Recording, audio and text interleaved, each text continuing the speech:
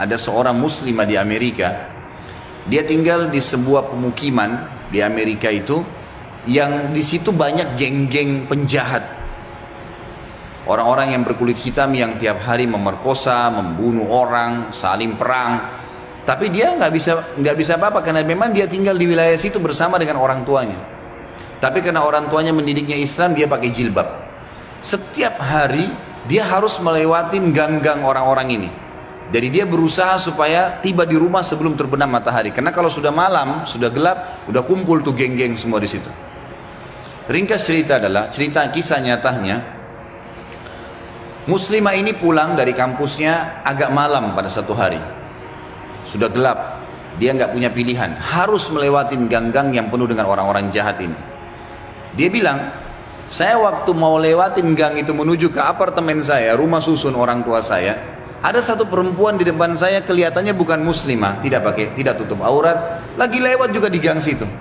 Tiba-tiba saya lihat dengan mata saya dikeroyokin oleh laki-laki itu, dipegangin, ditarik dengan paksa, dimasukkan ke dalam sebuah tempat dan terdengar suara teriak-teriak, kemungkinan diperkosa.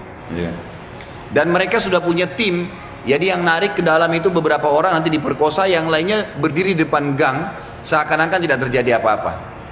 Nanti mereka gantian memerkosa orang, hampir tiap hari pekerjaan begitu.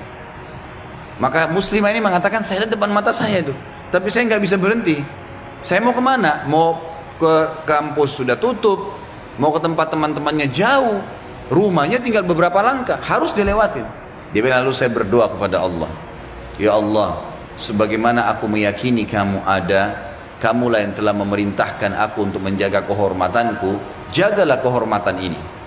Dia bilang, lalu saya bertawakal, jalan aja sudah, apa yang terjadi terjadi, karena nggak ada opsi. Dia bilang, sementara saya lewat di depan mereka, geng-geng ini banyak orangnya, bukan 1-2 orang, banyak orang di situ, mungkin lebih daripada 10 orang, tidak satu pun yang mengganggu saya. Nggak satu pun mengganggu saya. Dan waktu saya lewat, mereka pada buang muka. Orang-orang ini pada buang muka. Saya jalan sampai melewatin gang itu. Kebetulan rumah orang tua saya berhadapan dengan kantor polisi. Lalu saya datang kantor polisi itu, lalu saya berkata, tadi ada kejadian begini, ada perempuan diperkosa di sebelah sana.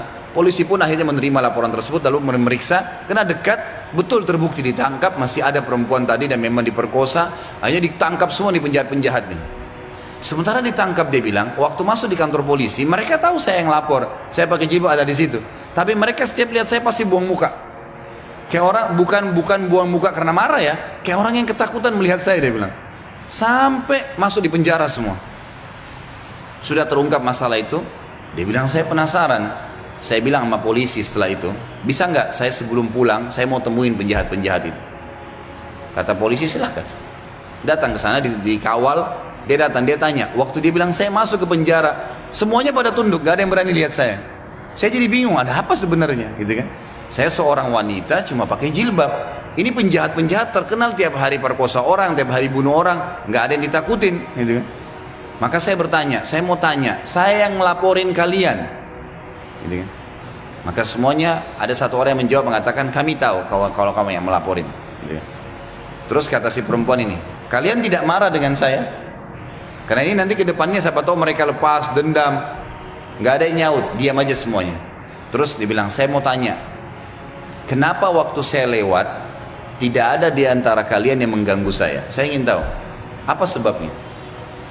Ada satu orang, dia tidak angkat matanya ke arah perempuan, cuma dia tunduk, dia mengatakan, dari anda lewatin gang sampai sekarang, di belakang anda banyak orang yang menggunakan baju-baju putih yang menemani anda, dan badannya besar-besar, kami takut. Perempuan ini bilang, saya tiba-tiba gemetar, hampir jatuh, kaget dengan informasi itu.